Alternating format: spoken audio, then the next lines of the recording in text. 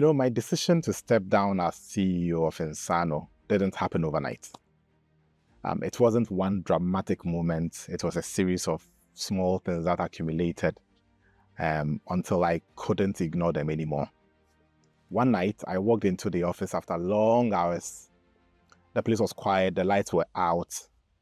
I went to the engineering section of the business, and there was this young engineer on his computer in the dark working. He didn't notice me until I spoke. Then he jumped up and said, "Sir, I was fixing something." Sir?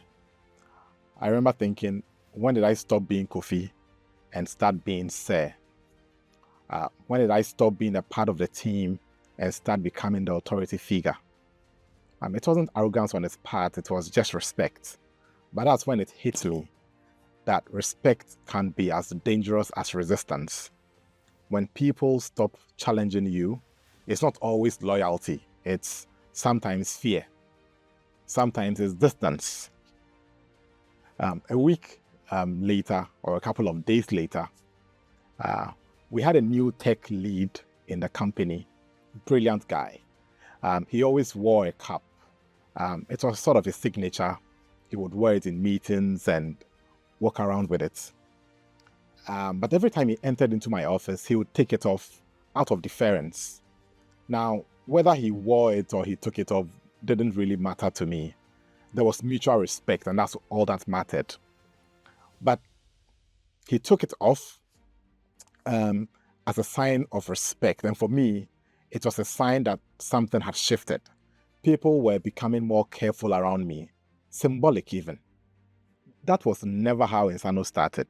We began as a team of equals, arguing ideas late into the evening. We were challenging one another, we were building together. But somewhere along the line, I had become the final word. And when you become the final word in the room, you stop hearing the best ideas. Then came the moment that really shook me. I remember trying to hire this lady from one of the top banks in the country. And we had a lengthy negotiation which spanned over 2 months.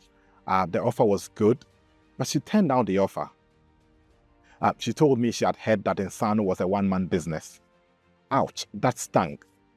I used to push back that kind of narrative way back in the day. I'd say every business starts with 1 or 2 persons. Why the discrimination? But deep down, I understood what she meant. In our part of the world, people associate maturity with leadership transition. She wasn't questioning our product. She wasn't questioning our revenue. She was questioning whether the company had evolved beyond the founder. And she was right to question it. That moment reframed everything for me. I realized there's another stage of entrepreneurship that we often don't talk about. Beyond product market fit, beyond profitability, there is what we call institutional maturity. And institutional maturity means that the company has to outgrow the founder. So I started asking myself the hard questions. Am I the best person to lead the company into its next phase? Or am I holding on because I don't know who I am without the role of the CEO? Because here's the truth. I loved being CEO. I loved the work. I loved the team. And I loved the mission. But love isn't enough. Sometimes love means letting go. It took me about a year or so between realizing it and actually doing it. A year of wrestling with my ego, with my identity, and my fear. Because stepping down isn't just a business decision. It's deeply personal and even emotional for me. It's asking yourself, if I'm not the CEO, who am I?